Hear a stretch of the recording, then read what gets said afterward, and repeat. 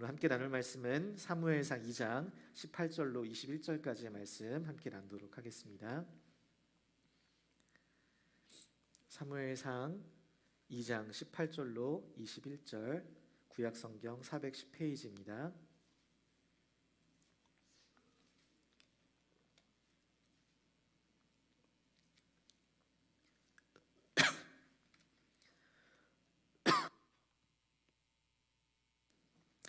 어, 18절부터 21절까지 말씀 나누도록 하겠습니다. 사무엘은 어렸을 때에 세마포 에봇을 입고 여호와 앞에서 섬겼더라. 그의 어머니가 매년 드리는 제사를 드리러 그의 남편과 함께 올라갈 때마다 작은 겉옷을 지어다가 그에게 주었더니 엘리가 엘가나와 그의 아내에게 축복하여 이르되 여호와께서 이 여인으로 말미암아 내게 다른 후사를 주사 이가 여호와께 간구하여 얻어 바친 아들을 대신하게 하시기를 원하노라 하였더니 그들이 자기 집으로 돌아가매. 21절 말씀 같이 읽습니다. 여호와께서 한나를 돌보시사 그로 하여금 임신하여 세 아들과 두 딸을 낳게 하셨고 아이 사무엘은 여호와 앞에서 자라니라. 아멘. 우리는 지난주 사무엘상 1장의 말씀을 통하여서 여호와께서 한나에게 임신하지 못하게 하셨으나 한나가 일어나 그 마음의 괴로움을 토하고 기도하였던 모습을 우리는 보게 되었습니다. 그 기도의 제목이 뭐였어요? 첫 번째로는 나를 기억하여 주옵소서, 나를 잊지 말아 주옵소서, 나의 고통을 돌봐 주옵소서. 그리고 두 번째는 나의 아들을 주시면 내가 평생에 그를 여호와께 드리겠나이다 라는 것이었습니다. 그런데 그녀의 그렇게 기도한 후에 그녀의 기도가, 간절한 기도가 응답되기 전에, 그녀의 필요가 아직 채워지기 전에 이미 그 마음에 근심이 사라졌어요. 그 안에 기쁨이 생겼습니다. 왜냐하면 그 한나의 기쁨의 원천은 자신을 돌봐줄, 노년의 자신을 돌봐줄 아들이 아니라, 자신에게 돈과 명예를 가져다줄 그 아들이 아니라 오직 구원자 하나님이심을 깨달았기 때문이었습니다. 자신의 기쁨은 아들을 얻는 것에 있지 않았다는 것이에요. 아들을 얻는 것이 그녀의 기쁨이 원천이 아니었다라는 말입니다. 그녀는 자신의 삶과 안전, 자신의 정체성, 그 모든 것이 하나님 안에 있음을 온전히 깨달아서 아들보다, 아들이 줄 수 있는 그 어느 것보다 더 위대한 기쁨과 안전의 근원이신 하나님을 만나게 된 것이었어요. 그분은 바로 하나님이시다 고백하는 거였어요. 그래서 이러한 고백 후에 여호와께서는 그녀를, 한나를 생각하셔서 하나님께서 들으셨다라는 뜻의 이 사무엘이라는 아들을 허락하셨고, 한나는 그녀의 기도대로 이 사무엘을 여호와께 드립니다. 그리고 2장 전반부는 그 기쁨과 감사함으로 여호와를 찬양하는 그 유명한 한나의 기도가 나오고, 이어지는 오늘 본문의 말씀은 12절부터 2장 끝까지의 말씀을 이제 다루게 될 텐데, 여기서 저자는 엘리 제사장과 두 아들 홈니와 비느하스, 그리고 한나와 그 아들 이 사무엘의 이야기를 대조하면서 왜 하나님께서 이 엘리 제사장의 두 아들을 버리고 사무엘을 택했는지를, 그리하여서 새로운 이스라엘의 역사를 이루어가시는지를 이제 보여줍니다. 저는 오늘 본문의 말씀을 통하여서 하나님의 역사를 이루어가는 데 있어서 인간의 책임에 대해서, 그리고 이 한 개인의 책임이 전체 공동체에 또 어떠한 영향을 미치는지, 또 우리의 삶 가운데 우리들의 자녀들을 어떻게 양육해야 하는지, 그 중요한 사실들을 함께 나눠보고자 합니다. 2장 12절부터 17절의 말씀을 보면 엘리의 두 아들 홈니와 비느하스가 나오게 되는데, 이들은 아버지의 뒤를 이어서 이 제사장직을 감당하고 있었습니다. 그 아버지 엘리는 누구예요? 당시 사사시대 말기에 이 언약궤가 있었던 그 실로의 성전에서 40년 동안 제사장 직분을 감당하던 당대 최고의 종교 지도자였습니다. 그는 제사장 가문의 혈통으로서 아론의 아들 이다말의 자손이었다고 합니다. 그러니까 하나님의 제사장으로 택함을 받아서, 부름을 받아서 하나님께 제사를 드릴 때 이 제단에 올라서 이스라엘 민족의 죄를 대신하여서 분향을 하는 막중한 의무를 가진, 책임감을 가진 자였습니다. 그 제사장의 두 아들이 바로 홈니와 비느하스였는데, 성경은 그들의 삶의 모습이 어떠했는지 몇 가지 특징을 보여줍니다. 첫 번째로 그들은 하나님을 알지 못했습니다. 사무엘상 2장 12절의 말씀을 보겠습니다. 엘리의 아들들은 행실이 나빠 여호와를 알지 못하더라. 지금 그들은 제사장의 아들들이었습니다.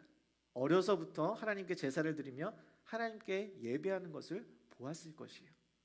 그리고 그들은 자신들이 제사장의 직분을 감당하면서 하나님께 제사를 드리는 사람들이기도 했습니다. 그런데 성경은 뭐라고 해요? 여호와를 알지 못하노라. 부모가 제사장이고 자신들이 제사장으로서 예배 일을 감당하고 있음에도 불구하고 여호와를 알지 못한다는 거예요. 이게 어떻게 가능한 일인가 싶은데 성경의 시대에도 그랬고 여러분 오늘날에도 그렇습니다. 어려서부터 교회를 다니고 예배를 드리고 부모님이 목회자고 또 사역자고 교회를 섬기시는 분인데 그 자녀들이 여호와를 알지 못하는 경우가 많이 있어요. 우리는 뭐 부모가 교회도 오래 다녔고 뭐 신앙생활도 열심히 했으니까 자녀들은 뭐 당연히 그러겠지 싶은데 사실은 여러분 당연한 것은 아닙니다. 예배를 통해 말씀에 기도에 기독교의 어떤 그런 환경적인 요소에 많이 노출되어 있어서 그 믿음을 그 신앙을 자연스럽게 받아들일 수 있는 가능성은 높겠지만 사실 그 믿음은 부모의 믿음으로 인하여서 생겨지는 것이 아닙니다. 여러분 침례교회에서 유아세를 하지 않는 이유는 신자의 침례를 믿기 때문에 그래요. 신자의 침례가 뭐예요? 자신의 믿음을 스스로 고백하는 것을 의미합니다. 홈니와 비느하스의 아버지가 제사장이라고 해서 그들의 믿음이 당연한 것은 아니었어요. 또한 그들이 지금 제사장분을 감당하고 있다고 해서 또한 그들의 믿음이 당연한 것도 아니었습니다. 부모가 목사고 집사여도 교회를 잘 섬기는 사람이어도 자신이 직접 종교 활동을 하고 행위를 하고 있어도 하나님을 알지도 못하고 하나님을 대한 행실이 나쁠 수 있다는 거예요. 여기서 행실이 나쁘다라는 말은 쓸모없다, 악하다, 반역하다라는 말을 가지고 있습니다. 그러니까 제사장으로서 하나님 앞에 거룩하게 구별되어야 하는 성별된 삶을 살아야 하는 그들의 삶이 오히려 하나님 앞에 악하고 쓸모없는 그런 자들의 삶의 모습이었다는 거예요. 그런가 하면 이어서 여호와를 알지 못하는 자들의 악한 그들의 행실은 탐욕과 억압으로 나타나게 되었습니다.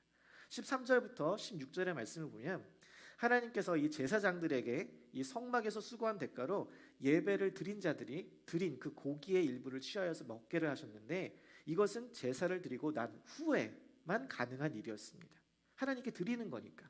그런데 지금 이 엘리의 두 아들들 홈니와 비느하스는 하나님께 드린 이 고기를 삶고 있을 때 3살 갈고리를 걸어서 나오는 것을 먼저 가지고 나옵니다.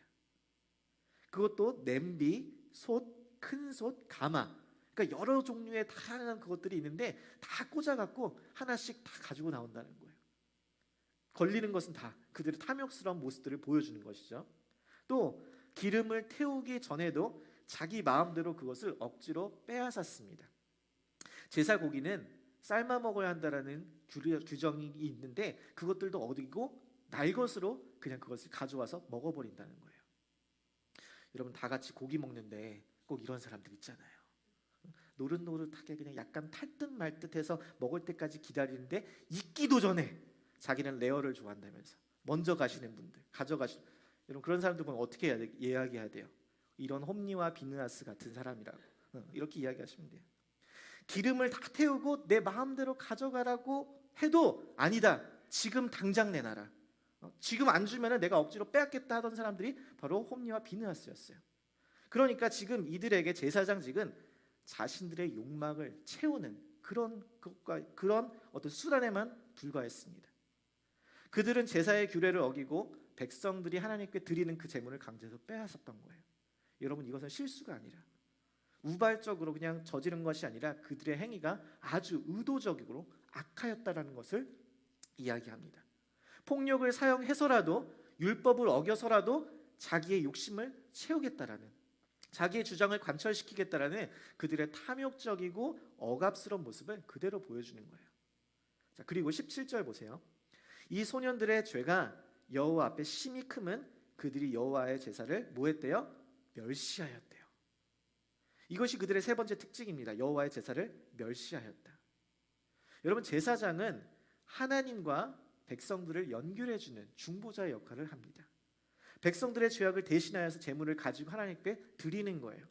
그들의 기도를 그들의 소원을 하나님께 올려드리고 동시에 하나님의 말씀을 받아서 증거하는 자였는데 그래서 백성들이 하나님을 잘 섬길 수 있도록 하나님을 잘 만날 수 있도록 도와주는 역할이었는데 그런데 지금 하나님께서 요구하신 제사의 규정을 무시하고 멸시하고 고기에서 기름을 태우기 전에 자신의 몫을 먼저 요구하고, 이런 모든 것들은 지금 단순히 자신들의 이익을 위해서만 살고 있는 이들의 모습을 그대로 보여줍니다. 백성들이 하나님을 바르게 섬길 수 있도록 돕는 자가 아니라 오히려 백성들을 억압하고 하나님을 멸시하는 이들의 죄악은 하나님 앞에 심히 크다고 성경 기자는 기록합니다.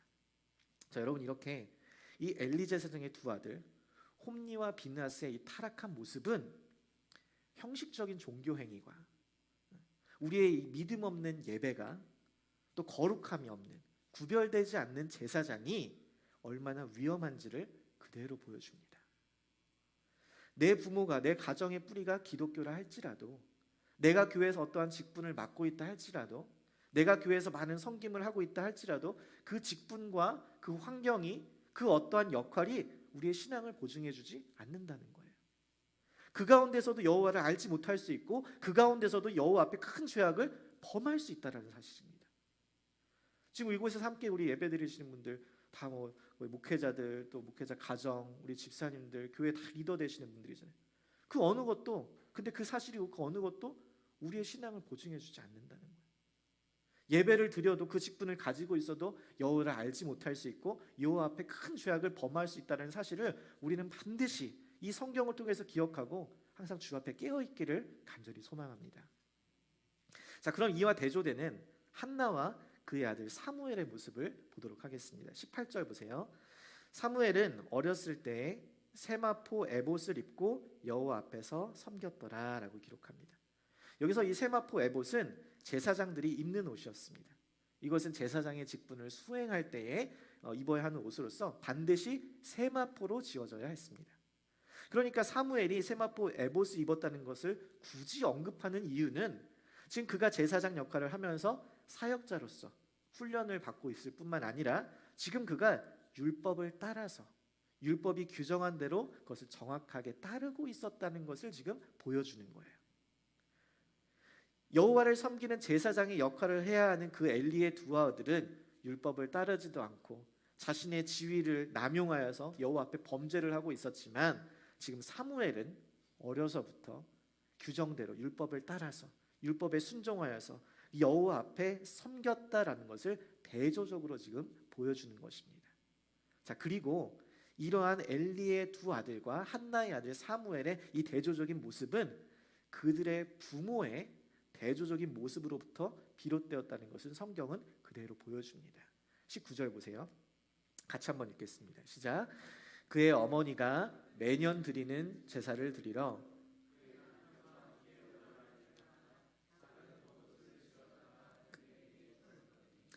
자, 여러분, 이 구절에서 우리는 사무엘의 어머니 한나의 믿음이 어떠한지를 볼 수 있습니다.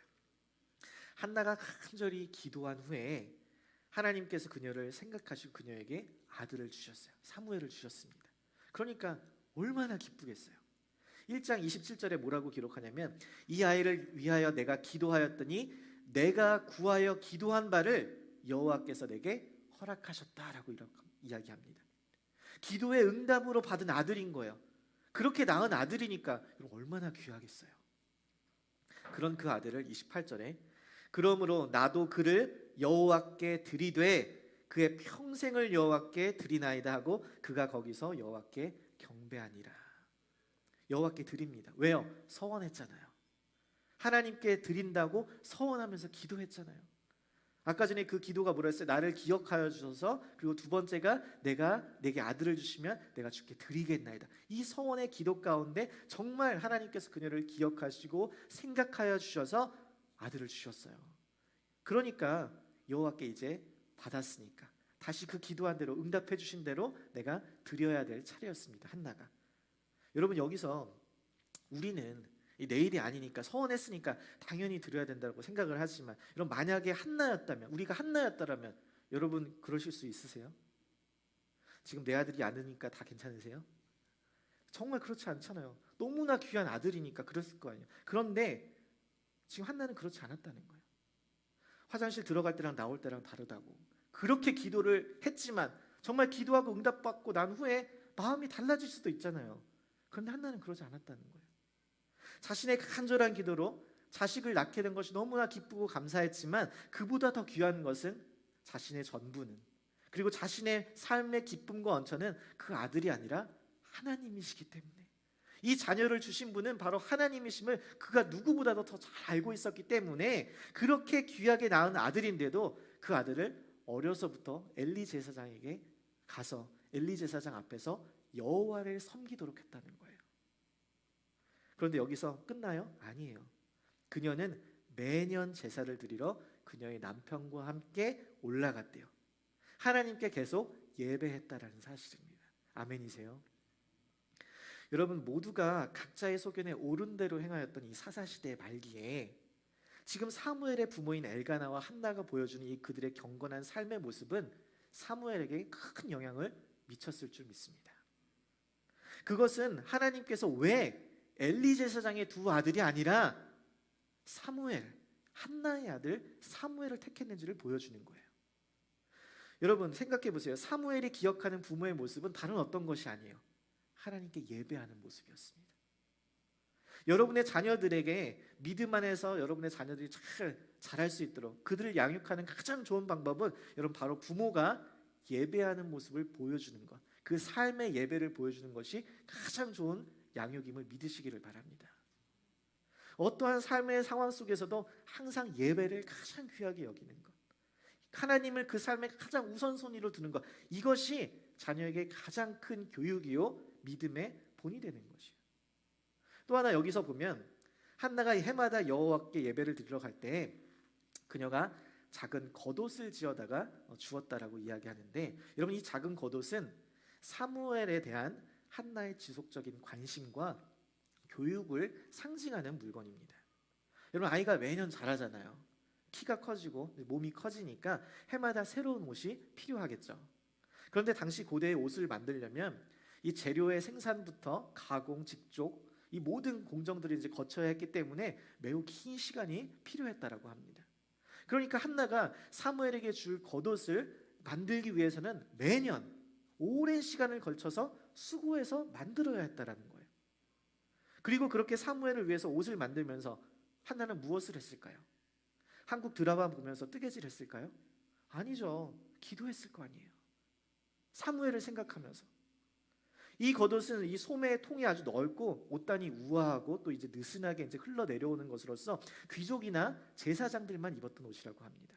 그러니까 비록 성전 제사장의 감독 아래 이 사무엘을 맡겼지만 사무엘을 위해서 기도하면서 좋은 제사장이 되도록, 하나님 앞에 쓰임받는 제사장이 되도록 영적으로 육체적으로 필요한 것들을 채우기 위해서 그녀는 정성을 다해 준비했다라는 거예요. 여기서 재미있는 것은 이렇게 한나의 정성과 기도로 만들어진 이 겉옷이 선지자 사무엘을 특징하는 가장 특징적인 표지가 되었다는 것입니다. 우리가 여러분 그 검은색 털을넥 이 옷을 생각하면 상징적인 인물이 누구예요? 애플의 스티브 잡스잖아요. 그것처럼 겉옷하면 이 사무엘을 생각하는 이유가 성경에 나오는 사무엘과 관련된 에피소드에 유독 이 겉옷과 관련된 이야기가 많습니다. 하나님이 사울을 이제 버렸다라고 이야기하시자 사울이 사무엘을 매달리게 되는데 그때 사무엘의 겉옷을 찢게 됩니다. 그리고 이 겉옷 조각, 그 겉옷 조각은 바로 사울에게 임박한 최후를 상징하는 물건이었어요. 그런가 하면 또한 이 사울이 신접한 여인을 통하여서 죽은 자의 혼령을 불러내었을 때에 그때 한 노인이 올라오는데 그 노인의 겉옷을 입은 것을 보고 사울이 사무엘인 줄 알게 됩니다. 이처럼 겉옷은 선지자 사무엘의 특징이었습니다. 어머니 한나가 정성스럽게 기도하여 지어 입힌 이 작은 겉옷을 통하여서 그녀의 믿음과 사랑을 받았고 그 기도와 눈물을 통하여서 우리가 알고 있는 위대한 선지자 사무엘이 되었던 것이에요. 그리고 이런 한나의 삶의 모습 가운데 하나님께서는 그녀에게 더 큰 복을 허락하십니다. 20절에 보면은 엘리 제사장은 해마다 예배를 드리러 오는 그녀를 축복하였고 21절의 말씀 보세요. 여호와께서 한나를 돌보시사 그로 하여금 임신하여 세 아들과 두 딸을 낳게 하셨고 아이 사무엘은 여호와 앞에서 자라니라. 하나님께 서원한 대로 그 귀한 아들을 드렸더니 하나님께서 그로 하여금 임신하게 하셔서 세 아들과 두 딸을 낳게 하셔서 그녀로 더 이상 외롭지 않게 하셨다는 거예요. 하나 낳은 그 아들을 하나님께 드렸더니 외롭지 않도록 더 많은 후사를 주셨다는 거예요. 자, 여기서 우리가 주목할 구절이 있습니다. 그게 뭐냐면 여호와께서 한나를 돌보시사라는 거예요. 우리 1장에서도 제일 중요한 게 뭐였어요? 여호와께서 그녀를 생각하사. 여기서 이 돌보다라는 이 단어의 히브리어 원어는 파카드라는 단어인데, 이 단어는 방문하다, 살펴보다라는 의미를 가지고 있어서 이 단어를 쓰는 이 주어가 하나님일 때에 그것은 하나님께서 우리의 삶에 개입하시다, 우리의 삶에 간섭하시다라는 의미를 가지고 있습니다. 그러니까 하나님의 주권적인 개입으로 하나님께서 이 한나의 삶을 돌보셔서, 방문하셔서, 간섭하셔서 그녀의 삶을 돌보시고 그녀의 마음을 어루만지시고 그녀의 외롭지 않도록 다른 후사들을 더하여 주셨다는 거예요. 여러분, 사무엘상 1장 2장에서 계속적으로 가장 중요한 단어는, 그 주어는 누구예요? 여호와께서였어요. 여호와께서 생각하사, 여호와께서 임신하지 못하게 하셨으나 여호와께서 돌보시사 그 한나의 마음, 그 모든 일들 가운데 하나님의 주권적인 섭리를 보여줍니다. 그리고 이 하나님의 주권적인 섭리와 동시에 인간의 책임도 계속적으로 강조해요. 그 이야기가 바로 이어지는 이야기입니다. 22절부터 25절의 말씀 보겠습니다. 엘리가 매우 늙었더니 그의 아들들이 온 이스라엘에게 행한 모든 일과 회막문에서 수종드는 여인들과 동침하였음을 듣고 그들에게 이르되, 너희가 어찌하여 이런 일을 하느냐? 내가 너희의 악행을 이 모든 백성에게서 듣노라. 내 아들들아, 그리하지 말라. 내게 들리는 소문이 좋지 아니하니라. 너희가 여호와의 백성으로 범죄하게 하는도다. 사람이 사람에게 범죄하면 하나님이 심판하시려니와 만일 사람이 여호와께 범죄하면 누가 그를 위하여 간구하겠느냐 하되, 그들이 자기 아버지의 말을 듣지 아니하였으니 이는 여호와께서 그들을 죽이기로 뜻하셨음이더라.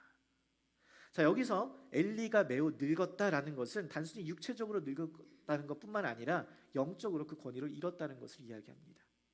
보세요. 여호와를 알지 못하고 탐욕과 억압을 일삼으며 여호와의 제사를 멸시하였던 이 엘리 제사장의 두 아들은 심지어 회막에서 수종드는 여인들과 동침하는 큰 죄악을 범합니다. 자, 그들의 행동은 지금 두말할 것 없이 하나님께 큰 죄를 범한 행동이니까 지금 이들을 벌하여야 되는데, 더 큰 문제는 뭐냐면 이들의 행동에 대한 엘리의 아버지 엘리 제사장의 태도입니다.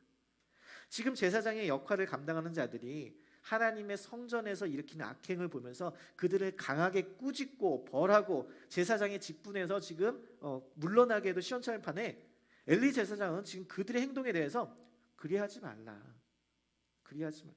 정말 글로 읽어도 정말 아무 힘이 없고 좀 무섭지도 않고 아무런 효과가 없을 것 같은 그런 매우 형식적인 훈육을 하고 있음을 보게 됩니다.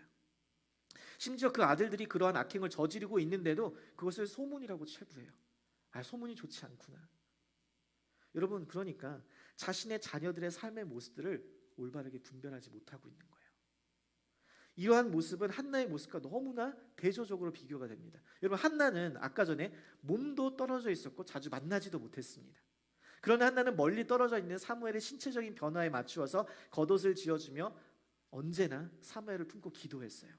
반면 엘리는 아들들과 계속 가까이 있었지만 그들의 삶의 모습들, 악한 행실들을 들음에도 불구하고 그것을 전혀 인식하지 못하였고 그들에게 말과 가르침으로 제대로 훈계하거나 양육하지 못하였습니다. 그리고 그들은 아버지의 말을 듣지 않아요. 그러니까 그들 스스로도 문제지만 그들을 바르게 인도해야 할 이 부모들 또한 책임에서 자유로울 수 없다는 거죠. 여러분, 목회자들, 우리 직분자들, 교회 리더 되시는 분들, 우리의 자녀들을 믿음 안에서 잘 양육하시기를 주님의 이름으로 권면합니다. 왜 아멘이 없어요? 여러분, 이게 정말 우리의 자녀들, 우리의 마음대로 키울 수 없잖아요. 우리가 원하는 대로 그렇게 되지 않잖아요. 정말 기도할 수밖에 없잖아요. 왜요? 우리가 사랑하는 자녀들이 하나님을 모르면 안 되잖아요. 정말 우리가 사랑하고 경외하는 그 하나님을 우리의 자녀들도 경외하며 그 하나님을 알아가고 그 하나님 안에서 참된 복을 누리는 것, 그것보다 귀한 것이 어디 있겠어요? 우리 자녀들에게 물려줄 것이. 여러분, 이들의 대조적인 삶에 결국은 오늘 본문의 말씀에 정확하게 나옵니다. 30절 말씀 보세요. 그러므로 이스라엘의 하나님 나 여호와가 말하노라. 내가 전에 내 집과 내 조상의 집이 내 앞에서 영원히 행하리라 하였으나 이제 나 여호와가 말하노니 결탄코 그렇게 하지 아니하리라. 같이 한번 읽겠습니다. 그 뒷부분 시작. 나를 존중히 여기는 자를 내가 존중히 여기고 나를 멸시하는 자를 내가 경멸하리라. 나를 멸시하는 자를 경멸하시겠대요. 하나님을 멸시하는 자가 누구였어요? 아까 제사장 여호와의 제사를 멸시하던 홈리와 비느하스. 33절 34절에 보면은 내 집에서 출산하는 모든 자가 젊어서 죽는다고 말하고 두 아들은 한 날에 죽게 된다고 말합니다. 이것이 그들의 결과였어요. 하나님을 알지 못하고 자기의 소견에 옳은 대로 행하며 탐욕과 억압 가운데 하나님의 제사를 멸시하던 자들의 끝이었습니다. 그런데 하나님께서는 분명히 말씀하셨어요. 나를 존중히 여긴 자는 내가 존중히 여긴다. 여러분 아까 전에 26절에 이렇게 이야기해요. 아이 사무엘이 점점 자라매 여호와의 사람들에게 은총을 더욱 받더라라고 기록합니다. 여호와께 예배하기를 쉬지 않고 여호와 앞에서 여호와의 율법을 지키며 여호와를 섬겼던 그 사무엘은 하나님께서 귀하게 여기셨어요. 그리고 이 사무엘을 통하여서 하나님을 경외하던 이 사무엘을 통하여서 하나님께서는 이스라엘의 새로운 역사를 시작하십니다. 자, 엘리와 두 아들 그리고 한나의 아들 이 사무엘 이 두 가정을 통하여서 우리는 하나님께서 어떠한 자를 택하시고 부르시고 사용하시며 어떠한 자를 귀하게 여기시는지 어떠한 자에게 은총을 베푸시는지를 분명하게 발견할 수 있습니다. 나에게 어떠한 직분, 환경에 있는 것이 우리의 신앙을 보증해 주지 않습니다. 보장해 주지 않아요. 오직 하나님을 경외하고 그분의 말씀을 따르고 그분을 온전히 섬기는 자, 그 자를 하나님께서 복 주시고 은총을 베풀어 주심을 믿으시기를 바랍니다. 저는 저와 여러분이 그렇게 하나님을 경외하게 되기를 간절히 소망합니다. 그리고 우리의 자녀들이 다음 세대들이 그렇게 하나님을 경외하게 되기를 간절히 소망합니다. 이 모든 삶의 여정 가운데 하나님의 역사 가운데 여러분 하나님의 주권이 있음을 그리고 그 가운데 우리의 책임이 있음을 꼭 기억하시고 여러분의 삶의 모든 경건한 거룩한 삶의 모습들을 통하여서 우리의 자녀들이 그렇게 거룩한 모습으로 자라나게 되기를 믿음으로 양육되기를 그래서 하나님께 은총받는 자들이 되기를 주님의 이름으로 간절히 소망합니다.